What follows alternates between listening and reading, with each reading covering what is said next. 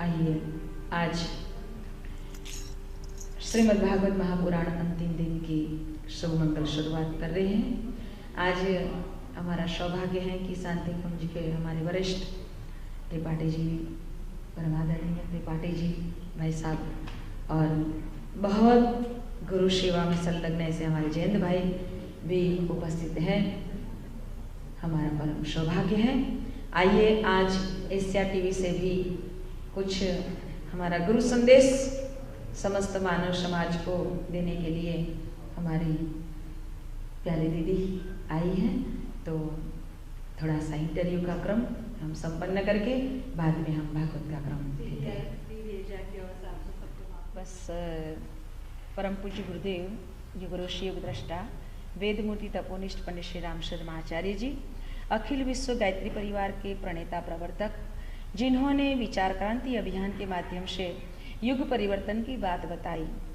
शुभ विचार ही मानव जीवन को श्रेष्ठ जीवन जीने की प्रेरणा दे सकते हैं। मानव का जीवन तभी बदल सकता है जब उसको शुभ विचार आता है, क्योंकि कोई भी कर्म करता है तो उसको पहला विचार आता है। इसलिए हमारे गुरुदेव ने सद्विचारों को जन जन तक फैलाने के लिए कोई भी माध्यम पकड़ के हमें कहीं भी ऐसा चेतना केंद्र का सेंटर बना के मानव मात्र के कल्याण के लिए इस युग परिवर्तन की बहुत मार्मिक क्षणों में ऐसे विचार क्रांति अभियान के हेतु ये भागवत कथा का यहाँ पर आयोजन रखा है। केथी ह्यूस्टन से हमारी परिवार की बहनों ने भाइयों ने मिल के यहाँ पर एक गायत्री चेतना केंद्र बनाया। यहाँ पर कितना सुयोग हो रहा है, देखिए कि पुरुषोत्तम मास भी है और नई चेतना केंद्र सेंटर का ओपनिंग भी है और साथ में गायत्री माँ की मूर्ति प्रतिष्ठा का भी प्रोग्राम है और साथ में भागवत कथा कहा गया है, भागवत पीबतम रसायमृतम। ये अमृत है जो इस समय में इस रसामृत का पान करते हैं। शास्त्रों में ग्रंथों में बताया गया है कि उसी के माध्यम से भगवान की सूक्ष्म चेतना का हमारे हृदय में आवाहन होता है। जहाँ भी भगवान की सूक्ष्म चेतना बहती रहती है वहाँ से मानव हृदय को पूर्ण शांति मिलती है। इसलिए तो देखो ना, हम सब कितना काम छोड़ के फिर काम को लपेट के भी हम यहाँ पर समय से पहुँच जाते हैं। आज अंतिम दिन है और हमारा ये भी सौभाग्य है कि शांति कुंज के हमारे परमादरणीय त्रिपाठी जी भाई साहब भी यहाँ पर आ रहे हैं और कितने सारे युवा वर्ग भी हैं यहाँ पर हैं और छोटे छोटे बालकों का बाल संस्कार केंद्र भी यहाँ पर चल रहा है। कई सारे बहनों ने मिलजुल के किसी न किसी प्रकार से हमारे परम पूज्य गुरुदेव का जो स्वप्न था, मानव में देवत्व का उदय और धरती पर स्वर्ग का अवतरण, जो आज साकार रूप ले रहा है। इस विदेश में वेस्टर्न कल्चर में भी हम समय निकाल के भगवान की भक्ति के लिए हम यहाँ आकर बैठते हैं। हम ये नहीं सोचते हैं कि हमें क्या मिलेगा, लेकिन हम ये सोचते हैं कि हम संसार की सेवा किस तरह कर सके। ऐसा उद्देश्य, ऐसा श्रेष्ठ भाव अगर हमारे भीतर में भर गया तो अवश्य इस संसार परम पूज्य गुरुदेव के विचारों के अनुरूप आज नहीं तो कल दुनिया बदलती हम देख रहे हैं। कहा गया है निश्चित ही दुनिया बदलेगी बदलेगी, आ रहा है ये किसने बताया है, ये किसने कहा है कि दुनिया बदलने वाली है, युग बदलने वाला है। या तो कोई पागल ऐसी बात कर सकता है या फिर कोई महाकाल प्रज्ञा अवतार स्वरूप कोई ऐसी श्रेष्ठ शक्ति बात कर सकती है। हमारे गुरुदेव कोई पागल तो नहीं थे। हमारे गुरुदेव ने ये बात बताई है, वो स्वयं महाकाल थे, वो समय को अपने हाथ से लेकर चल रहे थे और इसीलिए उन्होंने कहा था कि आने वाला कल हमारे लिए बहुत शुभ योग लेकर आ रहा है। इसलिए तो कहा गया है कि आज हम बहुत सौभाग्यशाली दिन से गुजर रहे हैं। हमें प्रभु परमात्मा के काम करने का एक सुयोग प्राप्त हो रहा है। क्यों ना हम रामा अवतार में देवता लोग रीछ वानर बन के भी आए थे और राम की सेवा में लगे थे, तो हमें तो भगवान ने मानव बनाया है। कृष्ण भगवान के समय में हमने देखा है उसके लीला को स्मरण करते हुए कि देवता लोग गोप ग्वाल बन के आए थे और गैया चराने का काम कर रहे थे। हमें तो भगवान ने कितना सुंदर सौभाग्य दिया है, तो फिर हम भगवान का काम क्यों ना करें, क्यों ना हम इस युग परिवर्तन की महान क्षणों में इस काम में जुट जाए। यहाँ पर ये जो सेंटर बना है ये कोई साधारण केंद्र नहीं है। हम सभी के जीवन में ऐसी चेतना जगाएगा, ऐसी चेतना जगाएगा कि हमारा जीवन सौभाग्यशाली बन जाएगा। आइए इस सौभाग्य को हम बहुत गहराई तक ले जाएंगे और आप सभी का उज्जवल भविष्य हो, मंगलमय शुभकामना आप सबके लिए। सबको प्रणाम। गायत्री मंत्र से कौन सी स्ट्रेंथ मिलती है दीदी? ये सब हम श्योर जानना चाहेंगे। गायत्री मंत्र करने से कौन सी स्ट्रेंथ मिलती है? गायत्री महामंत्र जो हम करते हैं, आज तक तो ये मंत्र हम तक नहीं पहुंचा था, लेकिन परम पूज्य गुरुदेव ने इसे सिद्ध करके 24 लाख गायत्री मंत्र के एक ऐसा 24 महापुरुष चरण किए, जो कि रोटी खाके और इतनी तपश्चर्या गहरा तक की, तब गायत्री मंत्र सिद्ध हुआ। और वह गायत्री मंत्र परम पूज्य गुरुदेव ने मुक्त कर दिया और हमें कहा कि बेटा ये ऐसा मंत्र है कि जिसकी उपासना से हम सभी के भीतर में शांति मिलेगी, जन्म जन्मांतर के पापों से हम मुक्त होंगे। और यह मंत्र का रिसर्च जब किया गया तो आज नासा के रिसर्च सेंटर से भी ये बात हुई कि ये मंत्र महामंत्र है। क्यों महामंत्र है? तो बताया गया कि एक ही ऐसा मंत्र है जिसके उच्चारण से 1,10,000 स्पंदन उत्पन्न होते हैं, जिससे हमारी बॉडी में जो 24 शक्ति केंद्र हैं उससे भी एक दिव्य विद्युत तरंगे पैदा होती हैं और हमें पावर मिलता है। ऐसा ये महामंत्र है, इसलिए बहुत भाव से बजिए। हमारे रामकृष्ण परमहंस ठाकुर ने बताया था कि मैं लोगों को बूम लगा के कहता हूँ कि आपको अगर गायत्री मंत्र मिला है तो उसकी उपासना कीजिए। अगर गायत्री मंत्र मिला है और उसकी उपासना नहीं करते हैं तो मैं ये मानता हूँ कि परोसी हुई थाली को छोड़ के आप भीख मांग के खाने काम कर रहे हैं। ऐसा ही महामंत्र है, आप जपिए, बहुत भाव से जपिए। कहा गया है, महामंत्र जितने जग माही, को गायत्री समनाही। महामंत्र जितने जग माही, को गायत्री समनाही। सुमिरत हित में ज्ञान प्रकाशे, आलस पाप अविद्याओं से मुक्त करने का एक ही उपाय है गायत्री महामंत्र। बहुत बहुत धन्यवाद। आज हमारे पास दीदी आई। बोले गायत्री माता की, सद्गुरुदेव की, कृष्ण कन्हैया लाल की, भागवत भगवान की। आइए हम जो प्रभु की भक्ति में भाव से जुड़ने के लिए बैठे हैं, वह परमात्मा का दिव्य स्वरूप हमारे हृदय में आए। वह परमात्मा हम सभी को पवित्र बनाए और पूर्ण शांति प्रदान करें। कहा गया है कि पत्थर जब पड़ा रहता है तो किसी को ठेस लगती है, किसी को खून निकलता है, दर्द महसूस करते हैं। लेकिन जब इस पत्थर को अगर कोई कलाकार अपने हाथ में ले लेता है और वह पत्थर अपने को कलाकार को सौंप देता है, अपनी जात को कलाकार को सौंप देता है, तब कलाकार अपने हथौड़े से उन पत्थर में जितनी भी खराबी है उनको वो तोड़कर निकाल देते हैं और पत्थर में छिपी हुई परमात्मा की वह दिव्य छवि को निखार लेता है।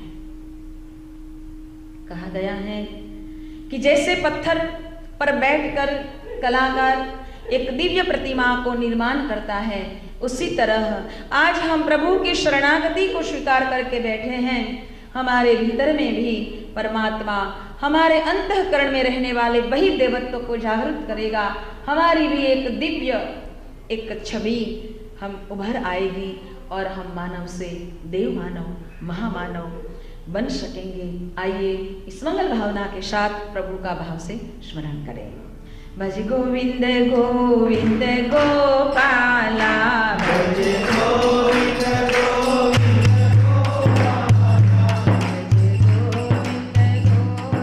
गोपाला,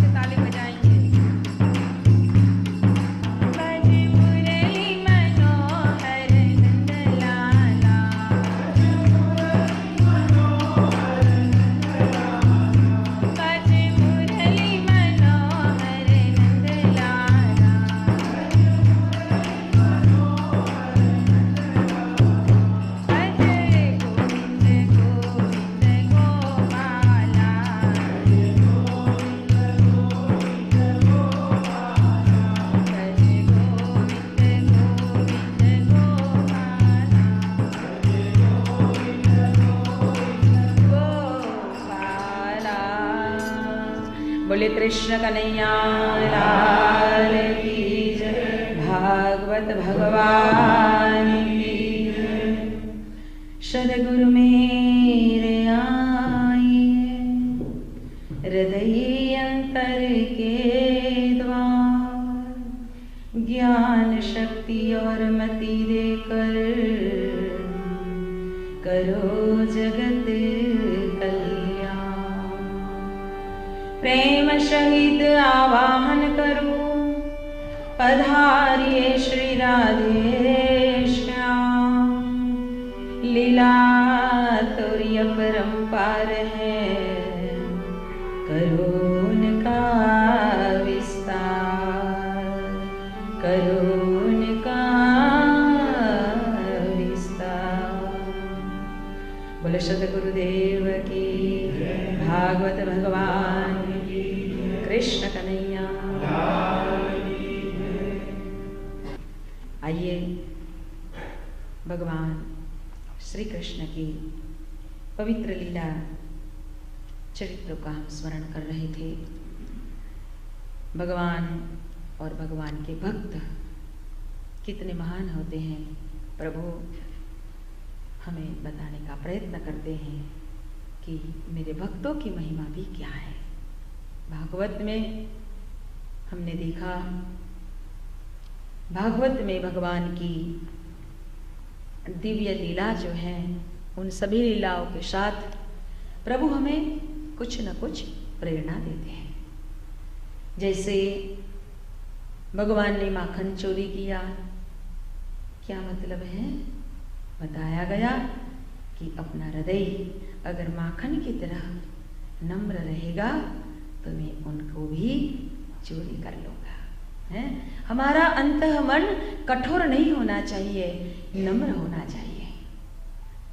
भगवान ने गोवर्धन नाथ की पूजा करवाई, क्यों करवाई? भगवान कहते हैं छोड़ में भी रणछोड़ का वास है। वृक्ष नारायण का रूप है, इसलिए वृक्षों की भी रक्षा कीजिए। उस समय पे द्वापर युग में भगवान बाल कृष्ण ने अगले समय की ये जो द्विधाएं थी उसको मिटाने की योजना उसने उस समय में बता दी थी। भगवान गोपियों से प्यार करते थे, बताया गया जो मुझ पे समर्पित रहता है मैं उनको बहुत प्यार देता हूं। भगवान हमसे क्या चाहता है? परम पूज्य गुरुदेव कहते थे कि बेटा हमने कल मीरा का स्मरण किया था। गुरुदेव भी अपने प्रवचन में बार बार कहते थे, मीरा कहती थी मैंने लियो तराजू तोल, मैंने मोल से लिया है। गिरधर गोपाल को मुझे मुफ्त में नहीं मिला है, मैं ऐसे नहीं उसके सामने नाच रही थी, है? मैंने उसे मोल खरीदा है, मैंने उसके लिए कुछ किया है, त्याग।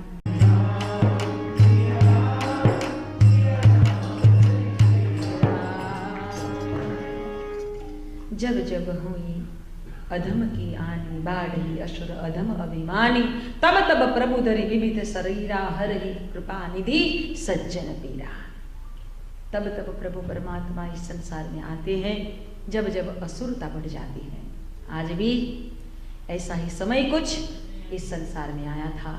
तब परमात्मा का दिव्य तत्व, दिव्य शक्तियों को धारण करके महाकाल स्वरूप प्रज्ञा अवतार हमारे गुरु सत्ता ने इस संसार को एक नई दिशा दी है और बताया कि अगर हम इस संसार के सभी लोग और सभी वासियों को ये बताना चाहते हैं कि अगर हम सच्चे भगवान को मान ले।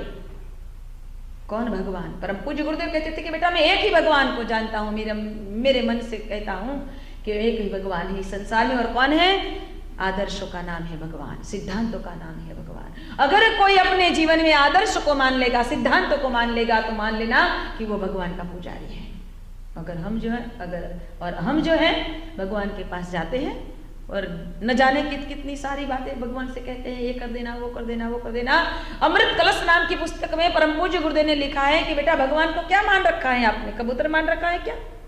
जाल बिछा देंगे, सवा सेर पेंडा धरा देंगे, सवा सेर सुखड़ी धरा देंगे, ये कर देंगे, 5 नारियल का तोरण बांध देंगे, ये कामना पूरी कर देना। वो कबूतर है क्या? भगवान को क्या तुमने मछली मान रखा है क्या? ये देवी देवता कौन है? मछली है क्या जो आप वो लोट की गोली देते हैं ना, आटा की गोली, और मछली आती है और खा जाती है, ऐसे वो फंस जाए? भगवान ऐसे वैसे चक्कर में पड़ने वाले नहीं है। भगवान एक कोई ऐसा नहीं है कि जो हमारी जाल में फंस जाएगा। परमात्मा को एक विराट चेतना का स्वरूप है, और वही चेतना को, वही परम तत्व को अगर हम अपने भीतर में धारण करना चाहते हैं तो ऐसे धारण नहीं कर सकते हैं। हमें आदर्शों पर चलना होगा, सिद्धांतों पर चलना होगा, जो भी सत्य के साथ चलेगा। इसलिए भागवत भगवान का प्रथम मंत्र हमें कहता है, सच्चिदानंद रूपाय विश्वोत्पत्त्यादि हेतये तापत्रय विनाशाय श्री कृष्णाय वयं नमः। सत्यचित आनंद रूप परमात्मा है। सत्य को हम वर्ण करें, सत्यम परम धीमहि, प्रथम अध्याय का प्रथम श्लोक कहता है, जन्मांधस्य यतयोन्मादायकरतः, सत्यम परम धीमहि। अगर हमने सत्य का वर्ण कर लिया तो मान लेगा कि सत्य नारायण का स्वरूप है, हमें नारायण को पकड़ लिया। लेकिन आज जो दुनिया दुखी है उसका कारण है हम सत्य से विमुख हैं, सत्य से दूर हैं, हमारा सत्य चित और आनंद खड़बड़ा गया है। इसलिए हम भगवान से दूर ही दूर भागते चलते हैं। हम अपनी मनोती पूरी करने की ही बात सोचते हैं, इसलिए हमें भगवान नहीं मिलता है। भगवान क्या होता है? भगवान तो एक वह परम चैतन्य का स्वरूप है, हमारे भीतर में है, लेकिन हम नहीं देख सकते हैं, क्योंकि जन्मों जन्मांतर के एक के ऊपर एक इतने पड़े हुए हैं, पट के पर पट के पर पट, पट के पर पट, कपट कपट कपट कपट कपट कपट है। इसलिए तो भगवान कहाँ है? तो कहते हैं कि जहां पर कपट नहीं है वहां भगवान रहता है। हो निर्मल मन जन सो मोहि पावा, मोहे कपट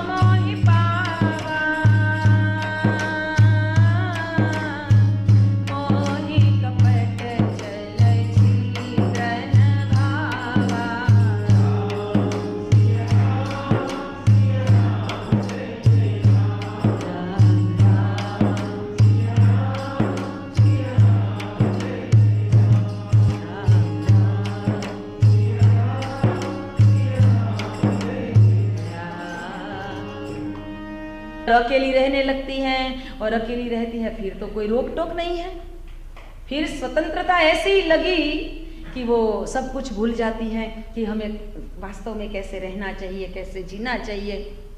फिर उसी समय अकेले अकेले बच्चे रहते हैं, और उस समय पे जब वो प्रेगनेंसी होती है, बच्चा जब पैदा होने की बारी आती है, उस टाइम पे तो हमारे कोई ना कोई अनुभवी, हमारे बड़े बुजुर्ग हमारे साथ होना ही चाहिए। अगर नहीं है तो उसको बुला लो, लेकिन साथ में रखो, तभी हम कुछ मर्यादाओं में रह सकते हैं। नहीं रहे मर्यादा में, फिर तो वो ऐसी है स्थिति में है, फिर भी वो काम पर नहीं जाती है, तो क्या करती है? वो तो ऐसी होती है, तब डॉक्टर को बताने जाती है, तो डॉक्टर जो भी बताता है, जो भी उसको कहना है वो कहता है, लेकिन घर पे आते क्या कहती है?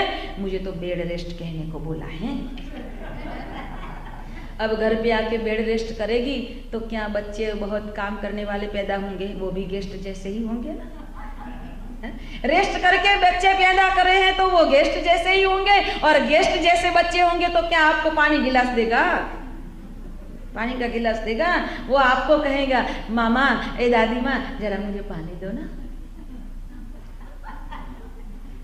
वो आपको पानी पिलाने वाला नहीं है भाई।